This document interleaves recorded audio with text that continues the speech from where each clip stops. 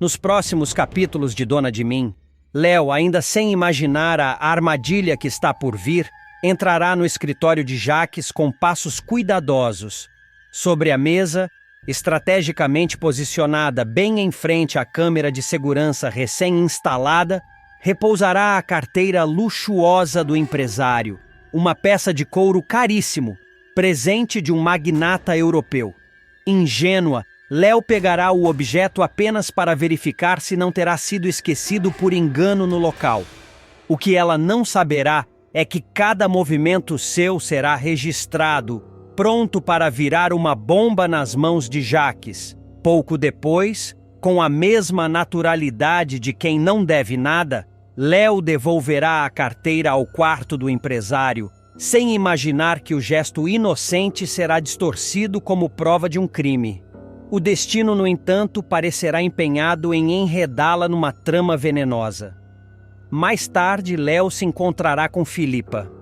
As duas conversarão longamente sobre Stephanie, que começará a se mostrar cada vez mais misteriosa. Philippa, com sua língua afiada, deixará escapar que Stephanie poderá estar envolvida em negócios escusos, talvez até de olho na fortuna dos Boaz.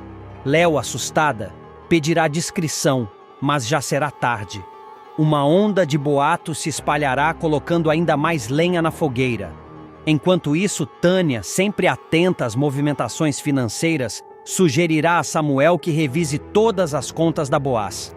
Ela alegará ter percebido transferências suspeitas, valores que desaparecerão e reaparecerão em offshores desconhecidas. Samuel, desconfiado por natureza, aceitará a sugestão e prometerá não descansar até encontrar a verdade.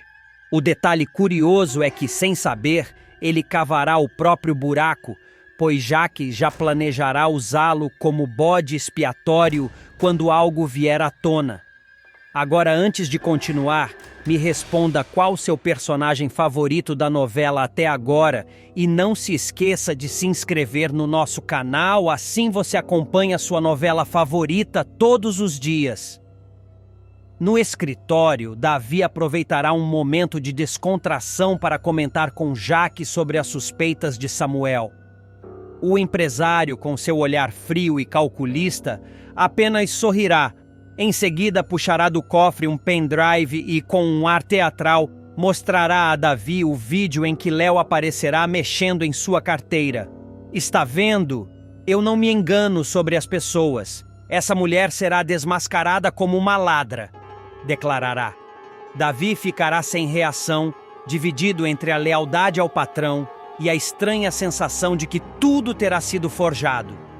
Enquanto o clima esquentará, Deco reaparecerá na vida de Nina. Tentando reconquistar a confiança dela, fingirá arrependimento e prometerá que estará mudado. Mas no fundo continuará o mesmo malandro de sempre. Prova disso será a audácia que demonstrará. Durante uma visita sorrateira, conseguirá surrupiar novamente a carteira de Jaques. O detalhe irônico é que o próprio empresário, tão ocupado em culpar Léo, nem sequer perceberá que terá sido roubado de verdade dessa vez. Do outro lado da trama, Palmeira aproveitará a tensão para se aproximar de Manuel. Em uma conversa envenenada, insinuará que Marlon saberá muito mais do que aparenta sobre a chantagem que ela vem sofrendo. Ele poderá destruir todos nós se resolver abrir a boca, cochichará, plantando ainda mais paranoia no ar. Manuel, já desconfiado de tudo e de todos, passará a observar cada passo de Marlon como se esperasse que o rapaz fosse explodir a qualquer momento. O golpe final virá quando Jaques, sem qualquer pudor, reunirá alguns aliados em sua mansão. Com ares de juiz e carrasco, mostrará novamente o vídeo em que Léo aparecerá pegando sua carteira. Ele pausará e repetirá a cena, como se fosse um espetáculo teatral. Aqui está a prova! Ela me roubou diante de todos nós! Gritará teatralmente indignado. Léo, ao saber da acusação, ficará estarrecida. Tentará explicar que apenas havia recolocado a carteira no lugar certo, mas ninguém parecerá disposto a ouvi-la. A versão de Jaques, envolta em sua aura de poder, soará mais convincente para aqueles que já a olhavam com desconfiança. A mentira, cuidadosamente arquitetada, se transformará em verdade na boca dos que terão interesse em vê-la cair. De repente, Léo não será mais a funcionária dedicada e discreta. Aos olhos da maioria, será agora a grande suspeita de traição. A mulher que ousará roubar o todo-poderoso Jaques. O que ninguém saberá, ainda, é que o real ladrão continuará solto, sorrindo nas sombras. E que a farsa de Jaques, por mais convincente que parecerá, terá uma rachadura prestes a se abrir. Rosa, já sentindo o peso do tempo e os sinais cada vez mais evidentes do avanço do Alzheimer, decidirá enfrentar de frente o momento mais difícil de sua vida.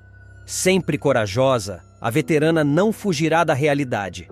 Pressentindo que seus dias de plena consciência estão contados, ela resolverá organizar tudo para que não reste nenhuma dúvida sobre sua vontade. Com a voz firme, ainda que embargada pela emoção, Rosa chamará Samuel para uma conversa íntima e definitiva.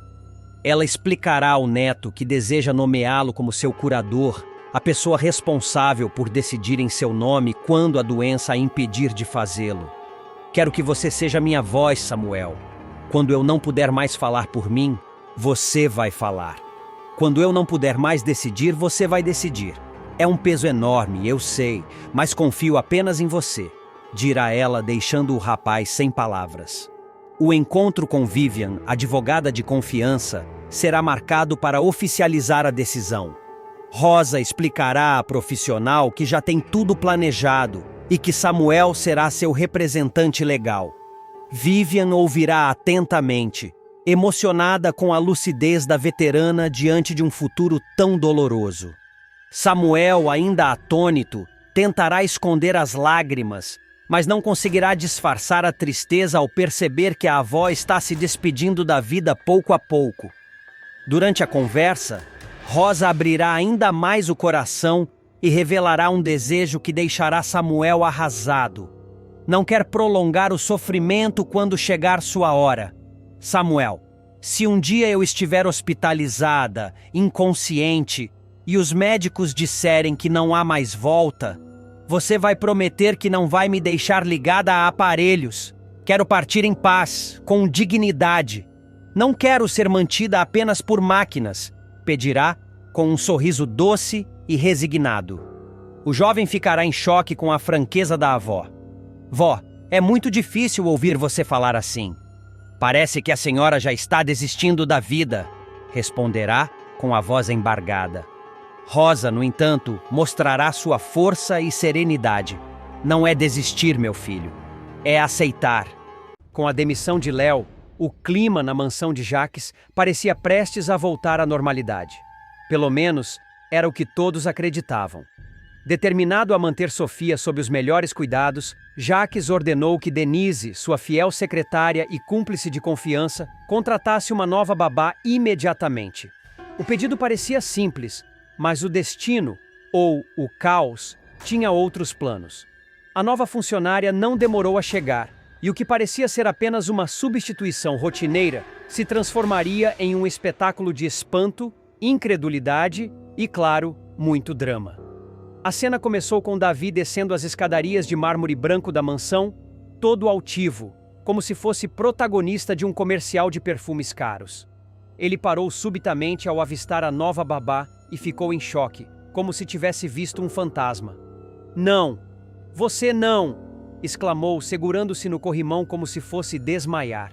Logo atrás, Samuel surgiu e também não acreditou no que via. "É sério isso, Denise? Ela?" disparou, quase engasgando com o café que trazia nas mãos. Denise, calma como sempre, respirou fundo e deu sua explicação. "Eu fiz a minha pesquisa. Ela está diferente. Merece uma nova chance." Jaques, que observava a cena com sua postura de vilão calculista, estreitou os olhos, analisando a mulher que agora estava diante deles. "Essa é a nova babá?" questionou em tom grave.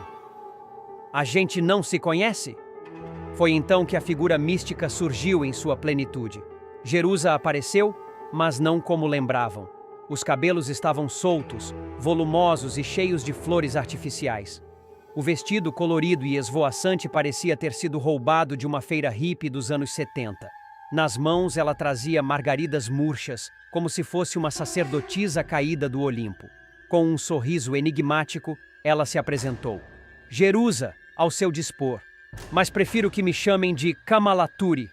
É o nome que encontrei após minha jornada de 7 passos de encontro comigo mesma e minha essência, guiada pelo mestre Miramar sob o poder prismático do bismuto. O silêncio tomou conta da mansão. Davi, incapaz de processar tantas palavras místicas em tão pouco tempo, soltou um gemido de desespero. Do que essa mulher está falando? Jerusa ergueu a mão em gesto teatral. Por favor, não fale esse nome. Ele traz péssimas energias. Depois que fui processada por vocês, indiciada por maus tratos e denunciada na vara da infância, perdi todos os meus clientes. Fiquei sem dinheiro, voltei a morar de favor com minha mãe e ainda fui humilhada pelas minhas primas que passaram em concurso público. Fez uma pausa dramática. Elas me chamam de a prima fracassada. Samuel arregalou os olhos. Denise, você contratou uma mulher que fala com cristais e foi indiciada por maus tratos. Mas Jerusa não se abateu. Pelo contrário, uniu as mãos em posição de oração e recitou com voz suave. Sinto muito. Me perdoe. Eu te amo. Sou grata. A mansão quase ruiu de tanto espanto. Davi virou as costas, indignado. Eu que não vou ficar aqui olhando para a cara dessa mulher. Jaques, no entanto, permaneceu imóvel. Seus olhos brilharam com uma mistura de curiosidade e provocação. Afinal, para um vilão, não havia nada mais tentador do que manter alguém problemático por perto. Era como jogar gasolina no incêndio da própria trama. Você vai trabalhar aqui, decretou, deixando todos atônitos. Quero ver até onde sua tal energia prismática pode chegar. Jerusa sorriu, levantando suas flores para o alto, como se tivesse vencido uma batalha espiritual. Gratidão, Senhor Jaques. Prometo transformar esta mansão em um templo de luz e prosperidade. Davi quase caiu no chão. Samuel levou a mão à testa, incrédulo. Denise suspirou, satisfeita com sua escolha. E assim, contra todas as evidências, contra a lógica e até contra a sanidade, Jerusa, ou melhor, Kamalaturi, foi contratada como a nova babá de Sofia. Jaques é intimado pela polícia para depor sobre a morte de Abel e o cerco se fecha. O caso não foi fechado. Uma notícia bombástica vai virar a trama de ponta cabeça. A polícia recebe uma denúncia anônima, afirmando que Jaques foi visto escondendo o corpo de Abel em um galpão abandonado da própria Boaz. A revelação cai como uma bomba e coloca o vilão no centro das investigações. Até então, Jaques acreditava que o caso estava completamente encerrado, mas a mentira maliciosa reacende todas as suspeitas sobre ele. Tudo começará quando um investigador aparecer de surpresa na empresa Boaz à procura do empresário. Sem encontrá-lo de imediato, o policial será recebido por Ricardo, que tentará disfarçar o nervosismo, mas não conseguirá impedir que o oficial insista em falar com Jaques. Pouco depois, o vilão surge, e o investigador lhe entrega uma intimação para prestar depoimento. Jaques Boaz, você deve comparecer à 16ª DP para depor sobre o caso Abel Menezes. Novas informações surgiram e o processo não foi encerrado, dirá o agente em tom firme antes de se retirar. Atônito, Jaques abrirá o documento rapidamente e, sem esconder o incômodo, passará para Ricardo. A polícia voltou a investigar o caso do Abel, mas eu achei que isso já estava enterrado, questionará com a voz embargada. Ricardo, tentando contornar a situação, responde: o caso nunca foi fechado de verdade. Wanderson foi considerado foragido, só indo lá para entender direito.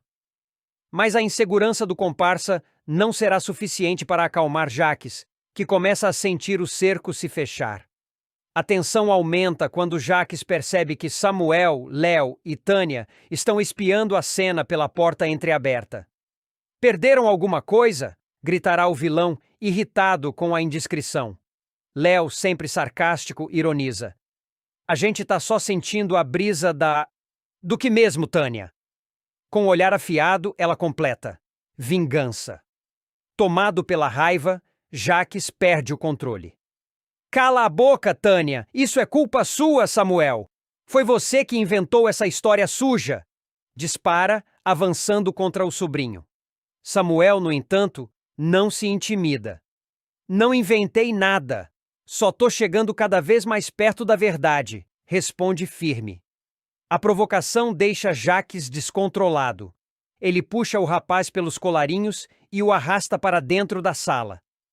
Era isso que você queria, Samuel? Ficar me desafiando com essa sua cara de superior? Eu acabo contigo. Ameaça fora de si. Mesmo encurralado, Samuel mantém a calma e solta uma frase que atinge Jaques em cheio. Você já tem prática. O vilão congela por alguns segundos, assustado com a sugestão de que o sobrinho sabe mais do que deveria. Nervoso, tenta inverter o jogo. Não basta a perda que essa família já teve? Em vez de ajudar, você só traz mais problema. Mas Samuel não se cala. É só um depoimento, tio. Se você não deve nada, não tem que ter medo, retruca. A mentira da denúncia anônima, entretanto, já começa a ganhar força fora da Boaz. Jornalistas começam a especular sobre a possibilidade de envolvimento de Jaques na morte de Abel, e até antigos parceiros de negócios começam a se afastar. Ricardo alerta o comparsa. Eles vão te pressionar até o fim, Jaques. Essa história de galpão vai virar um inferno. Precisamos pensar em um jeito de calar isso antes que cresça. Sem mãe e pai para protegê-la, Sofia cai em uma armadilha cruel de Jaques e acredita que será expulsa da mansão. Eles não me querem mais aqui? Nos próximos capítulos de Dona de Mim, uma mentira ardilosa vai abalar o coração de Sofia. A menina, já fragilizada por não ter os pais ao lado, acabará vítima de um plano maquiavélico de Jaques, que usará sua astúcia para colocá-la contra Samuel e Rosa.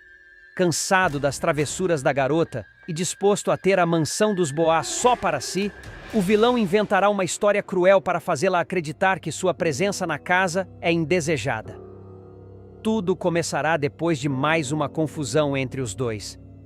Furiosa com as provocações de Jaques, Sofia jogará as roupas e a guitarra dele na piscina, o deixando encharcado e humilhado. Diante da cena, Jaques perderá a paciência e decidirá que precisa dar um fim definitivo à permanência da menina ali. Ele, então, armará uma mentira calculada para abalar as certezas da criança. Em uma noite silenciosa, Jaques se aproximará do quarto de Sofia e, em tom sussurrado, fingirá estar falando ao telefone. Eu avisei, não dá mais para continuar assim. Essa menina só dá problema. Samuel e Rosa já concordaram. Vão mandar ela embora amanhã, dirá em voz alta, sabendo que Sofia estaria escutando da cama. O rosto da garota empalidecerá na mesma hora. Tremendo, ela se encolherá entre os cobertores, sem coragem de se revelar. Agora, antes de continuar, me responda qual seu personagem favorito da novela até agora e não se esqueça de se inscrever no nosso canal, assim você acompanha a sua novela favorita todos os dias. No dia seguinte, a mentira surtirá efeito. Desesperada, Sofia procurará um canto escondido no jardim e começará a chorar. Quando Samuel a encontrar, perguntará o que aconteceu, mas ela, com a voz embargada, soltará a pergunta que ninguém esperava. É verdade que vocês vão me mandar embora? O rapaz ficará em choque. Quem disse isso para você, Sofia? Questionará, mas a menina se recusará a revelar que foi Jaques quem plantou a falsa notícia. Pouco depois, Rosa também será surpreendida pela aflição da neta. A veterana fará de tudo para acalmar a menina, garantindo que a casa sempre será o lugar dela. Mas Sofia, ainda assombrada pelas palavras que ouviu, insistirá. O Jaques falou que vocês já decidiram me mandar embora, que eu não sirvo para morar aqui. Rosa ficará indignada e perceberá que se trata de mais uma armação do vilão. Esse homem não tem limites, resmungará furiosa. Mesmo diante das negativas de Samuel e Rosa, Sofia não conseguirá se tranquilizar. Durante dias, evitará circular pela mansão e passará a dormir com uma mala arrumada debaixo da cama, como se pudesse ser expulsa a qualquer momento. A angústia da menina mexerá com todos da casa, e Samuel decidirá confrontar Jaques de forma definitiva. Em uma cena eletrizante, Samuel entrará no escritório e fechará a porta com força. Você foi longe demais, Jaques. Inventar para uma criança que ela vai ser expulsa? Isso é desumano! Gritará. O vilão, com seu tom frio, responderá: eu só disse a verdade que você e sua avó não têm coragem de assumir. Essa menina é um estorvo, e cedo ou tarde vocês vão perceber que o lugar dela não é aqui. Samuel, tomado pela raiva, ameaçará tirar Jaques de casa, mas o vilão usará sua influência na fábrica para se defender. Se eu sair daqui, levo metade dos negócios comigo. Pense bem antes de me enfrentar, garoto.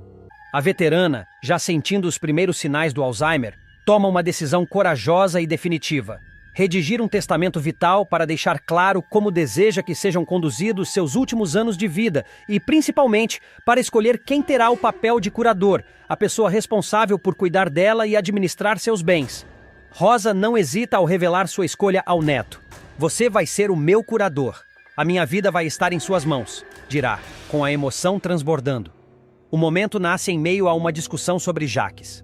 Samuel entra no quarto da avó para desabafar sobre as atitudes do tio, que insiste em afastar Sofia da mansão. Indignado, ele relata: vó, o Jaques disse agora que quer a Sofia longe daqui.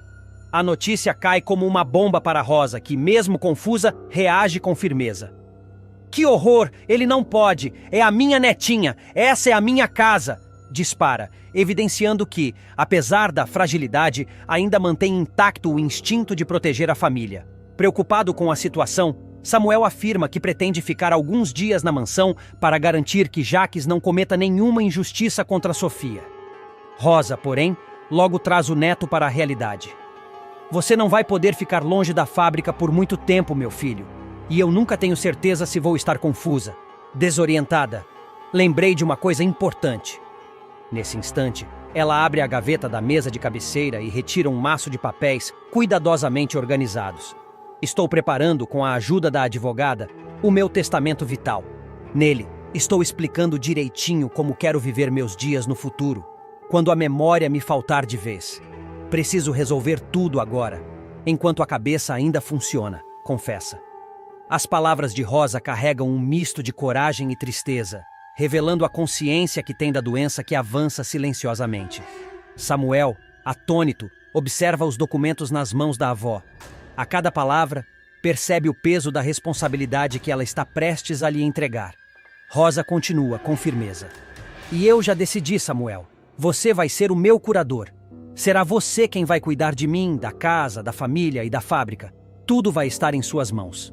O neto não consegue conter a emoção. O orgulho por ser considerado digno de tanta confiança se mistura ao medo de não estar preparado para tamanha responsabilidade. Seus olhos marejam e ele a envolve em um abraço apertado. Vó, eu não sei se vou dar conta. Sussurra, inseguro. Rosa, porém, aperta a mão dele e garante: vai sim. Eu conheço você. Sei do seu caráter, da sua bondade. Confio em você mais do que em qualquer outra pessoa. É você quem vai garantir que a nossa história continue. A declaração marca profundamente Samuel, que passa a refletir sobre tudo o que está em jogo. Ele se dá conta de que, mais do que administrar bens, será responsável por assegurar dignidade à avó nos momentos mais delicados.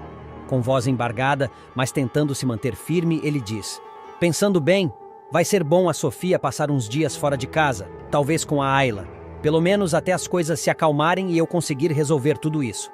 Rosa concorda, aliviada por ver o neto já tomando decisões com maturidade. Nesse instante, o clima no quarto se transforma. Não há mais apenas a dor da doença, mas também a esperança de que o legado da família Boaz estará em boas mãos. O abraço que os dois trocam sela um pacto silencioso de amor, confiança e coragem diante da adversidade. Nos dias seguintes, a atitude de Rosa vai repercutir entre os familiares. Alguns verão sua escolha como um gesto de lucidez e sabedoria, outros como sinal de fraqueza diante do Alzheimer. Mas para Samuel não restará dúvida. Aquele foi o maior voto de confiança que poderia receber. A cada decisão, ele terá em mente a promessa feita à avó, de ser o guardião não apenas de seus bens, mas de sua dignidade e da união da família. Assim, a trama mostrará que o testamento vital de Rosa não é apenas um documento jurídico, mas uma declaração de amor e fé no futuro. Ao colocar sua vida nas mãos de Samuel, a matriarca ensina que, mesmo diante da fragilidade e da incerteza, é possível escolher a confiança como herança mais valiosa. A decisão de Rosa não apenas movimentará a dinâmica da família Boaz, mas também colocará Samuel no centro de uma disputa velada. Jaques, ao saber da escolha da mãe, não esconderá sua irritação, alegando que o sobrinho é jovem demais para assumir tamanha responsabilidade. Isso é um absurdo. Eu, como filho, deveria estar à frente de tudo, dirá, em tom de indignação. Mas Rosa, mesmo diante da pressão, reafirmará sua posição com firmeza. Eu confio no Samuel. Ele tem o coração no lugar certo, e é isso que importa. Enquanto a tensão cresce, Samuel passa a sentir o peso das expectativas. Ele percebe que a missão vai além de enfrentar Jaques ou cuidar da fábrica. Trata-se de preservar a essência da avó, de manter viva a dignidade de uma mulher que sempre guiou a família com sabedoria. Nos raros momentos de tranquilidade, ele recorda as histórias que Rosa lhe contava na infância, quando ensinava que a verdadeira força não estava no poder, mas na capacidade de proteger os que se ama. Assim, entre lágrimas contidas e gestos de coragem, Samuel assume o papel de guardião do futuro da família. O testamento vital, mais do que um ato legal, se transforma em símbolo de um legado afetivo que transcenderá gerações. Na mansão dos Boaz, o clima de harmonia vai desmoronar depois que um segredo obscuro vem à tona. Tudo começa com uma descoberta inesperada de Léo, a babá dedicada que sempre se mostrou atenta aos mínimos detalhes da casa. Ao arrumar a bagunça deixada por Sofia, a pequena travessa da família, ela percebe que um dos enfeites da sala estava fora do lugar. Ao tentar ajeitá-lo, estranha o peso e a posição do objeto. Curiosa, examina com mais atenção e sente um arrepio ao perceber uma lente discreta escondida ali. Tratava-se de uma mini-câmera. Assustada, Léo respira fundo e decide não se precipitar. Para ter certeza do que viu, começa a olhar discretamente outros ambientes da mansão. E a cada canto, a confirmação de seus piores temores. O quarto de hóspedes, o escritório, até mesmo a cozinha. Todos os espaços estavam equipados com câmeras minúsculas, instaladas de forma estratégica e quase imperceptível. Era como se toda a rotina da família estivesse sendo observada em silêncio, sem que ninguém soubesse. Quando se dá conta da dimensão da descoberta, Léo sente o peso da responsabilidade. Afinal, se a informação viesse à tona da maneira errada, poderia destruir a confiança entre todos. Decidida, ela procura Dona Rosa, a matriarca da família, e a chama para ver com os próprios olhos. Ao encontrar a câmera escondida, Rosa fica em choque, sem acreditar que alguém pudesse ter feito aquilo dentro da própria casa. "Que vergonha, meu Deus!" exclama, levando as mãos ao rosto. "Que vergonha! O que será que ele quer com tudo isso?" A veterana fica visivelmente abalada, principalmente quando Léo revela que encontrou mais de uma câmera espalhada pelos cômodos. Rosa sente o coração apertar, já imaginando quem seria capaz de tamanha invasão de privacidade. Sem perder tempo, Léo leva a denúncia a Samuel, neto de Rosa e um dos mais próximos dela. Indignado, o rapaz decide tirar satisfação imediatamente com o tio Jaques, principal suspeito. "Isso é verdade, tio? Você encheu a casa de câmeras escondidas?" Questiona, furioso. Pegue de surpresa, Jaques tenta se justificar. Com a voz firme, mas carregada de falsidade, ele explica que instalou os equipamentos para garantir a segurança da família. "Vivemos tempos perigosos, Samuel. Qualquer pessoa poderia invadir a casa. Eu só estava cuidando de todos vocês." A explicação, porém, não convence. O clima fica ainda mais pesado quando Tânia, outra integrante próxima da família, decide revelar a verdade que descobriu. Segundo ela, Jaques nunca teve a intenção de proteger ninguém. Na realidade, o objetivo era vigiar a própria mãe, Dona Rosa, registrando momentos de confusão mental para usá-los como prova em um processo de interdição.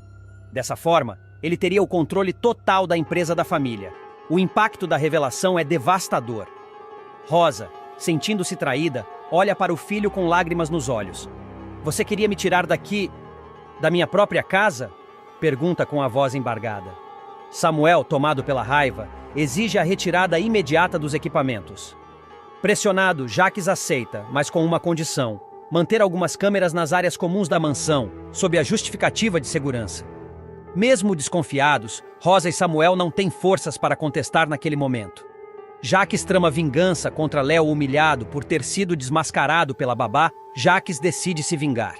Com um plano ardiloso, deixa sua carteira propositalmente sobre a mesa do escritório. Mais tarde, quando Léo encontra o objeto e, inocentemente, o leva de volta ao quarto dele, Jaques arma uma farsa.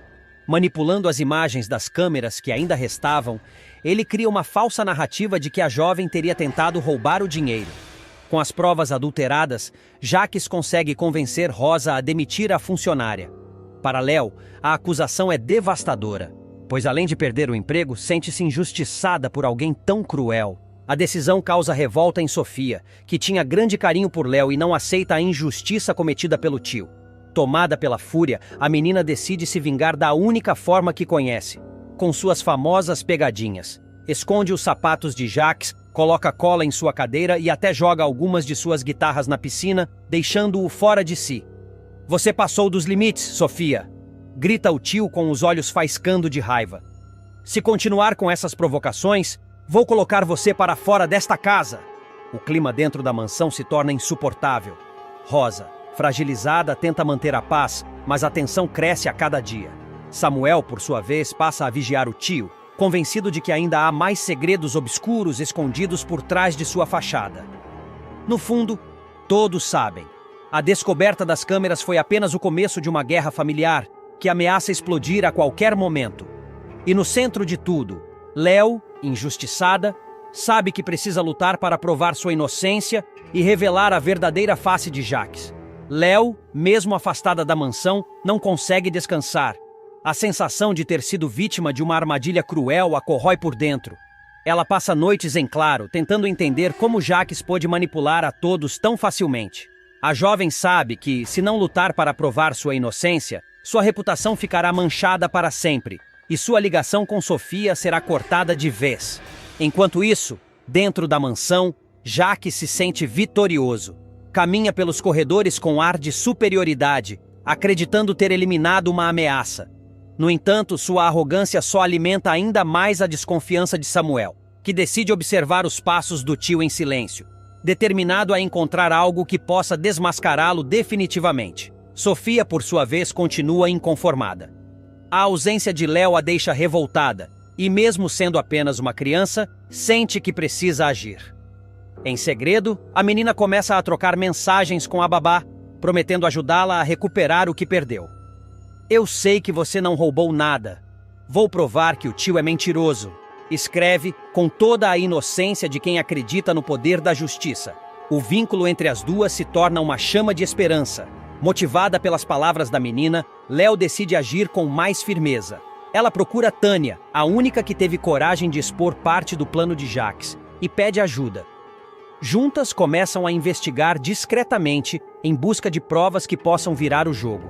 Enquanto isso, Dona Rosa vive dias de profunda angústia. Dividida entre o amor de mãe e o sentimento de traição, ela se isola em seu quarto, evitando confrontos diretos, mas em seu íntimo sabe que precisa tomar uma decisão. Ou enfrenta Jaques de frente, ou verá sua família desmoronar diante de seus olhos. O clima de tensão atinge o ápice quando Samuel encontra, por acaso, um pendrive esquecido no carro do tio. Ao abri-lo, descobre gravações que provam a manipulação feita contra Léo. Atônito, ele corre para mostrar à avó. Rosa, ao assistir às imagens adulteradas lado a lado com os arquivos originais, fica em choque. A verdade finalmente começa a vir à tona. Com as provas nas mãos, Rosa percebe que chegou a hora de enfrentar Jaques. Pela primeira vez, a matriarca se mostra decidida a colocar limites no próprio filho. E Léo, ainda do lado de fora, sente que a chance de limpar seu nome está cada vez mais próxima. A guerra pela verdade está apenas começando, e cada movimento poderá decidir o futuro da família Boaz. Após a morte de Abel, a família Boaz entra em uma nova fase em Dona de Mim, e um dos personagens mais afetados por essa transição é justamente Davi. Antes visto como um possível protagonista de grandes conflitos, o rapaz começa a perder espaço na trama. A insegurança que sempre o acompanhou dentro da família se intensifica, e ele passa a sentir cada vez mais o peso da exclusão. assistindo de longe o desenrolar das histórias que movimentam a mansão Boaz. Esse período de afastamento, no entanto, não é definitivo. Pelo contrário, a ausência temporária de Davi no centro das atenções servirá como preparação para uma virada arrebatadora. Uma revelação sobre sua verdadeira paternidade promete não apenas transformar sua trajetória, mas também sacudir os alicerces de toda a família. Durante cerca de 2 semanas, Davi praticamente não aparece em nenhuma linha de frente. Enquanto ele se apaga, outros personagens assumem o protagonismo dos conflitos. É o caso de Jaques, que intensifica suas disputas com Sofia. A jovem, por sua vez, passa a receber cada vez mais proteção de Léo e Samuel, o que gera ainda mais atritos dentro da casa. Nesse mesmo período, a vida amorosa de Samuel e Léo floresce. O romance entre eles ganha força, e Samuel chega até a pedi-la em namoro. Essa aproximação, feita longe dos olhos de Davi, contribui para aumentar a sensação de abandono do rapaz. O que mais o fere não é apenas ver o irmão conquistando espaço dentro da família, mas também perceber que Samuel vive aquilo que ele sempre desejou: ser amado e reconhecido. Enquanto isso, até personagens que até então estavam em segundo plano encontram espaço para crescer. Ayla, por exemplo, descobre estar grávida, e Caco, decidido a participar de cada etapa da gestação, passa a acompanhá-la de perto. Essa atitude, embora revele cuidado e carinho, acaba gerando atritos não só entre eles, mas também envolvendo Breno e Gisele, movimentando ainda mais o núcleo paralelo da trama. No meio de tantas histórias em ebulição, Davi se sente cada vez mais esquecido. A frustração e a inveja começam a corroer sua alma. Ele acredita que Samuel sempre teve tudo o que lhe foi negado: carinho, confiança e agora, até o amor de Léo. Sem conseguir encontrar um caminho próprio, Davi se vê perdido em meio às próprias inseguranças. A aproximação com Jaques é nesse estado de fragilidade que Davi acaba se aproximando de Jaques. O vilão, após se mudar de vez para a mansão Boaz, enxerga no sobrinho um reflexo de sua própria vida. Ambos carregam uma sensação de rejeição e um ressentimento profundo contra a forma como a família os tratou ao longo dos anos. A relação entre os dois começa de forma discreta, com conversas carregadas de rancor e confidências trocadas em segredo. Aos poucos, Davi passa a ver em Jaques uma figura de compreensão e cumplicidade, alguém que, diferente dos outros, não o julga nem o coloca de lado. Jaques, por sua vez, percebe no sobrinho a oportunidade de fortalecer sua presença dentro da casa, criando laços que poderão ser úteis em suas próprias ambições. O que começa como uma relação de afinidade acaba se transformando no ponto de partida para a maior reviravolta da novela até aqui: a revelação sobre a paternidade. Certo dia, ao remexer em documentos e exames médicos antigos de Abel, Jaques faz uma descoberta que o deixa estarrecido. Entre os papéis, encontra laudos que comprovam a esterilidade do empresário. O choque é imediato. Se Abel não podia gerar filhos, como explicar o nascimento de Davi e Ayla? A resposta surge como uma avalanche de lembranças. Jaques se dá conta de que ambos são frutos de seu relacionamento com Olívia, a primeira mulher de Abel. De repente, todos os sentimentos de rejeição e inadequação de Davi ganham uma explicação plausível. Sem conseguir guardar segredo por muito tempo, Jaques decide revelar tudo ao rapaz. O encontro é marcado por tensão e emoção. Davi inicialmente não acredita. A ideia de ser filho do próprio tio parece absurda demais para ser real. Mas, ao ouvir os detalhes, não consegue ignorar as evidências. O jovem se vê dividido entre o choque e um certo alívio. Pela primeira vez, entende por que sempre se sentiu deslocado e rejeitado dentro da família Boaz. A revelação não cura suas feridas, mas oferece uma justificativa que muda por completo sua percepção de si mesmo e de todos ao seu redor. O impacto da bomba. Essa descoberta promete não apenas redefinir a trajetória de Davi, mas também provocar uma verdadeira explosão na mansão Boaz. Afinal, a revelação mexe diretamente com a memória de Abel, com o lugar de Ayla e, sobretudo, com a relação entre Jaques e o restante da família. Se até então Davi era apenas um jovem inseguro à sombra dos outros, agora se torna peça-chave em um segredo capaz de alterar o rumo da história. Depois da conversa com Jaques, Davi entra em um turbilhão de sentimentos. A princípio, sente-se traído por toda a família, inclusive pela própria mãe, Olívia, que manteve o segredo enterrado durante tantos anos. O rancor contra Abel também se mistura a uma estranha sensação de libertação. Afinal, se não era realmente filho dele, talvez nunca tivesse sido rejeitado de forma consciente, mas apenas vítima de uma mentira cruel. Ayla, por outro lado, se vê em uma posição ainda mais delicada. A jovem, que acabara